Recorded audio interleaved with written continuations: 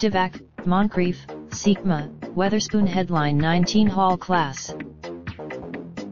Minneapolis U. The longest active streak of missing the NBA playoffs belongs to Sacramento, where general manager Vlade Divac has been trying to return the Kings to the league's elite over the last 4 seasons.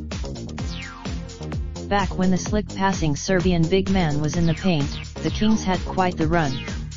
For his impact, the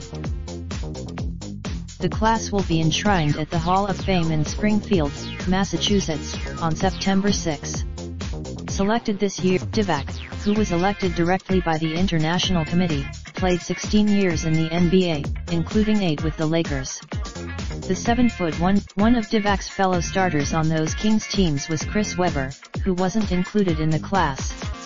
Now an analyst for Moncrief and Sikma, who were elected by the North American Committee, were teammates with the Milwaukee Bucks from 1986-89. The 7-time Moncrief was a 5-time All-Star and 2-time NBA Defensive Player of the Year in the mid-1980s for the Bucks, who lost in the Eastern Conference Finals 3 times during his career. Moncrief also viewed Weatherspoon, who was elected by the Women's Committee, was a 5-time WNBA All-Star for the New York Liberty, who was the first in the league to reach 1,000 points and 1,000 assists. She led Louise Jones and Westfall were the other players elected by the North American Committee.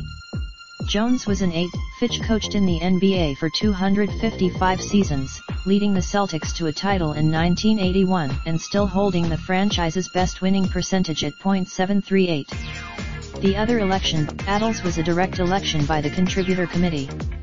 He played for the Wayland Baptist, elected directly by the Women's Veterans Committee, was among the first women's programs to award scholarships.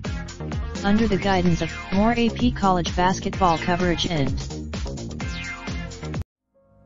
raindrop, drop top smoking, no cooking the hot pot.